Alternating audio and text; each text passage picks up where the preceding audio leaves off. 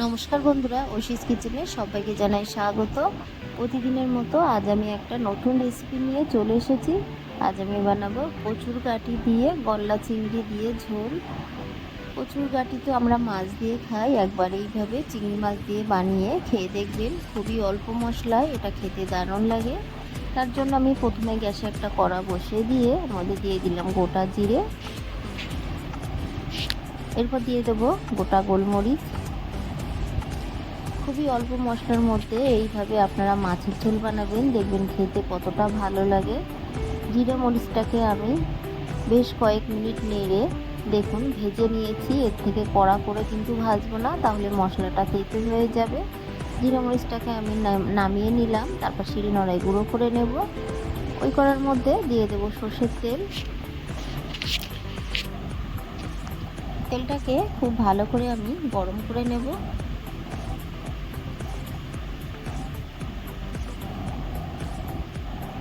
তেলটা গরম হয়ে গেছে। আগে থেকে লবণ হলুদ মাখিয়ে জাল দিয়ে রাখা গলদা চিংড়ি দিয়ে দেব। গলদা চিংড়িগুলোকে আমি লবণ হলুদ দিয়ে অল্প একটু জল দিয়ে জাল দিয়ে তারপর আমি এগুলোকে জল ঝরিয়ে রেখেছিলাম। অল্প জল দেবেন, তাহলে জল ঝরানোর কোনো দরকার হবে না। জলটা পুরো টেনে নেবে, তখনই নামিয়ে নেবেন। চিংড়ি মাছগুলোকে দিয়ে বেশ কিছুক্ষণ নেড়ে ভেজে নেব। খুব কড়া করে কিন্তু ভাজবো না।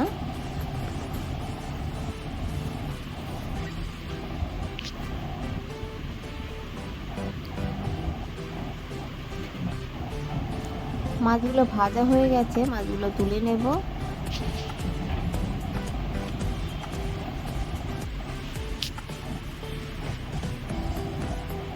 কড়ার মধ্যে আমি আরও একটু সরষের তেল দিয়ে দিলাম, তারপর দিয়ে দেবো একটা শুকনো লঙ্কা। শুকনো লঙ্কাটাকে আমি ভেঙে দিলাম, দিয়ে একটু নেড়ে নেব। তেলটা এখনো গরম পুরোপুরি হয়নি, তাই একটু নেড়ে নিলাম।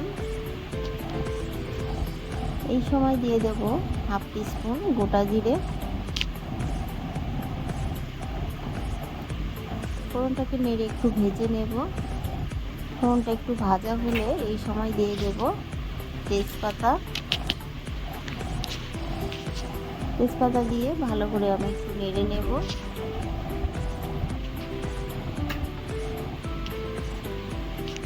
এরপর আগে থেকে সেদ্ধ করে রাখা কচুর গাঁটি দিলাম। প্রেসার কুকারে দুটো সিটি মেরে আমি সেদ্ধ করে নিয়ে তারপর খোসাগুলো ছাড়িয়ে নিয়েছি। কচুর গাঁটিগুলো একটু বেশি সেদ্ধ হয়ে গেছে।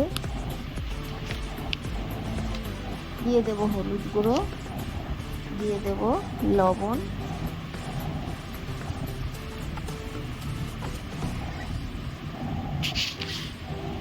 দিয়ে কয়েক মিনিট আমি নেড়ে নেব। খুব বেশি নাড়ার প্রয়োজন নেই, কারণ গাঁটিগুলোকে কিন্তু আমি সেদ্ধ করে নিয়েছি।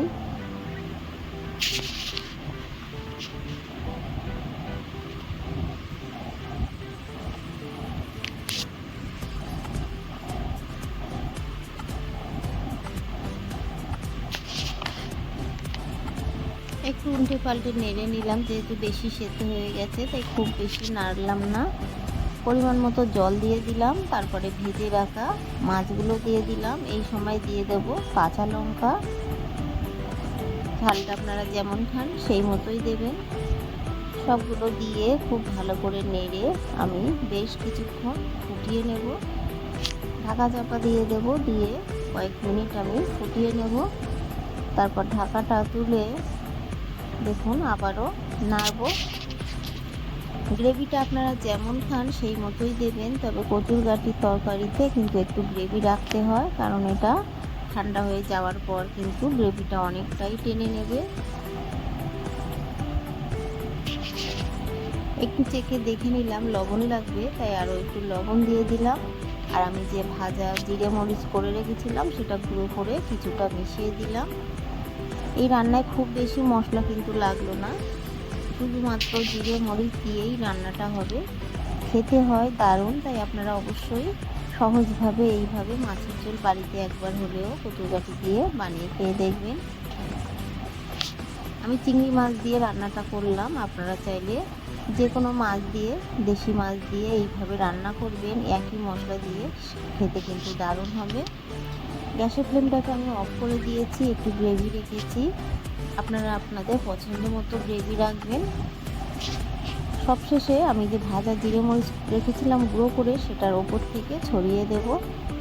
এটা এইভাবে দিলে খাওয়ার সময় দারুণ লাগে।